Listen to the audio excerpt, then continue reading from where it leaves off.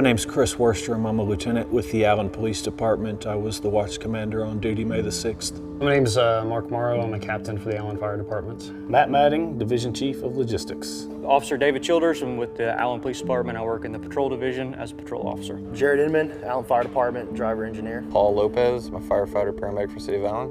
My name is Roger Nolan. I'm a firefighter at the rank of captain with the Allen Fire Department. My name's Greg Grimes. I'm the Assistant Chief of Operations with the Allen Fire Department. I'm also an adjunct instructor with the Alert Program. My name's Danny Williams, Division Chief here with the Allen Fire Department. Chase Condor. I was assigned to Engine 2 on the day of the event. 45, we got shots fired at the outlet mall. Received shots fired at the outlet. I got people running.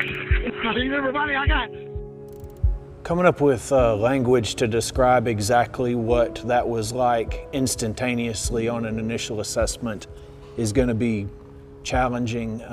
Words like chaotic don't cover it. So on May 6th, I was actually stepping up as the officer in charge of Engine 2. I was assigned to Engine 2 and we were assigned to Rescue Task Force. We were on a call down the street. We ended up clearing up from that call and showing up fairly rapidly to the outlets. Dispatcher Medic 2. Medic 2, go ahead. We're clear from 920 stock if you want to dispatch us to the outlet malls. Hi, I'm Courtney Wisenhunt. I'm a 911 dispatcher with the City of Allen. When the calls came flooding in and we got a couple that were actually gunshot victims, I relied on the training of knowing how to tell them, how to pack a wound, if tourniquets needed to be applied. It kind of goes quick, but you rely on your basics, and then I knew how FD and PD integrate. Captain, he noticed the assignments given from dispatch and he upgraded the assignments and called for a full alarm to come to the outlets. All units en route to the outlet mall. We've got PD on scene advising multiple victims near Fatburger. We're still trying to gain further information on suspect location. I was at a funeral for a friend of mine from McKinney Fire Department. Engine 1 checks on scene and then more information starts coming in from the public about gunshot wounds. So then here comes the cavalry. Everybody's coming, right? So when I arrived on scene, I was one of the first members on scene. When we got there, we could see some casualties on the ground. There were reports of another shooter, so obviously we had a couple things we had to work through. That first person I made contact with, he advised he was shot twice. I was able to cut off his shirt and figure out he had 2 gunshot wounds to his chest and abdomen region. Applied 2 chest seals, both of which looked like they stuck well. He was conscious. I tried to keep him with me, realizing the nature of his injuries. I knew he needed to get out of there quickly. Because we still had an active scene, we couldn't bring any ambulances in at that moment. So I grabbed another officer that was close. I had him pull his patrol car up, and we used that to transport him out of scene to the awaiting medics. Dispatch notified us immediately that PD was bringing us out a victim. And the whole crew got their ballistic gear on. It was very shortly after that we received our first patient from law enforcement. This patient also set the stage for what we were dealing with because it gave us a view of the injuries that had impacted on these victims. It was obviously somewhat hectic. People were already leaving the outlets. There was a lot of traffic trying to make their ways through the exit. At this point in time, we were still unsure as to whether or not there was a second shooter there. Law enforcement started with primary medicine. We were doing tactical combat medicine in one group, while I had another group that was actively searching for this reported second shooter. Whenever we arrived on scene, we already saw that there was an engine there, and I believe a medic as well, and others coming in pretty quickly. So we actually formulated a few quick RTF teams there, I think 1 and 2. The situational status of everything, I don't know if we're still shooting. We're starting to get reports of people with gunshot wounds at H&M. Engine 1 helped transfer those patients. Moved a patient into Medic 2. Started going through the alert process, trying to get your unified command set up with your police officers. There was a Fairview police officer that rolled in, told them if they were armed up, ready to go, they could go to H&M. When we arrived to H&M, obviously a very traumatic scene. Multiple patients, multiple victims. At that point, I knew just that the priority was just trying to relay what we had and what we were going to need. Law enforcement was very key in survivability of a lot of these victims. They had excellent tourniquet placement and excellent hemorrhage control already in place. We went around to the patients and really fine-tuned, really trying to get that hemorrhage stopped and triage our patients to see who we could transport via patrol car and who needed to go on a medic. I was trying to get all pertinent information, get it to Roger, get it to the RTFs as much as I could. Right after they made it to H&M, they started calling out patient priorities and things like that.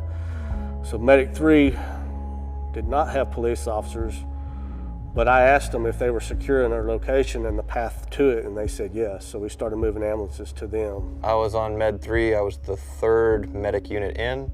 When we first initially got there, I called on the radio that I first initially thought there was only 6 patients. It wasn't until I got around the bush that I saw there was a lot more people. Just started a triage in those patients. We got one in the back of the ambulance right away on the stretcher. RTF-1 was able to help me get another patient in the back of the ambulance. We took them straight to MCM. I've got my ambulances coming. I still don't know how big is big and how bad is bad because we're still finding patients. Chief Williams and Chief Grimes showed up, walked up to command and said, "Hey, what do you need?" I said, "Well, I'm going to need someone to run staging because we got a bunch of equipment coming."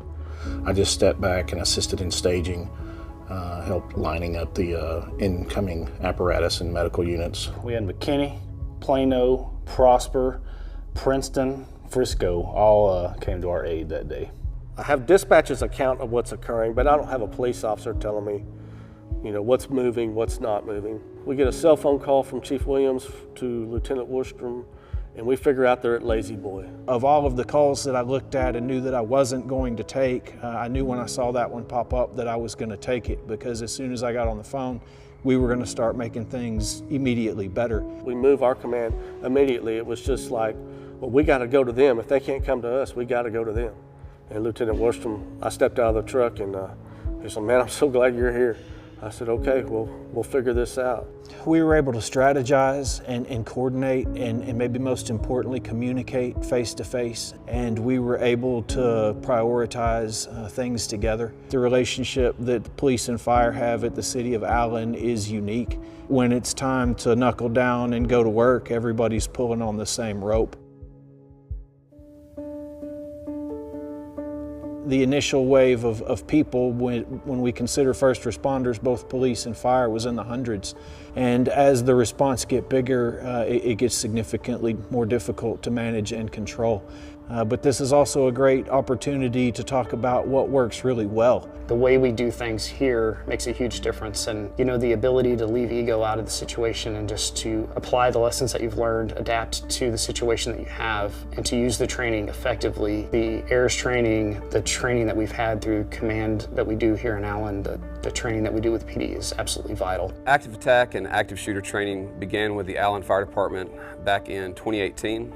Lieutenant Darren Whitman from the Allen Police Department approached me, asked me if there was a possibility that we could start conducting joint training for active attack. So when we first started with what was called Level 1, it was primarily police response, going towards the active shooter, how to handle everything leading up to the shooting of the bad guy. We started doing the AIR training and incorporated us with the fire department and dispatchers. AIR stands for Active Attack Integrated Response. It's a concepts and principles class that we teach here at the Allen Police Department in conjunction with the Allen Fire Department. So now we're starting to bridge the gap of responders, where you have a class of law enforcement, EMS, fire personnel, as well as dispatchers in one training. And it's a way for us to work together to get people that have been wounded in an active attack out of the warm zone and to emergency room. We started sending Allen Fire personnel and Allen Police personnel to the Active Attack Integrated Response training. And then when we took that a step further into a scenario that incorporated police, fire, and the dispatchers into a scenario setting, that really helped us hone our skills. Hi, my name is Dr. Kevin Hoffman. I'm the medical director for the City of Allen Fire Department. We look back, at these events, right? These things that have happened throughout our country. We've been hearing about this for years as a society, right? And so for at least for the past 5 years, this department, the police department, the fire department, has actively trained to respond well. First off, it was a horrific event, right? But when you look back and you review the care that was given and what happened that day, the best thing I think I can say is that every recoverable victim was saved. And a lot of that comes down to the care that was given by the fire department, the police department, the quick response, the quick decision making. If it wasn't for their actions that day and the training they received in the past, I don't think we would have been as fortunate.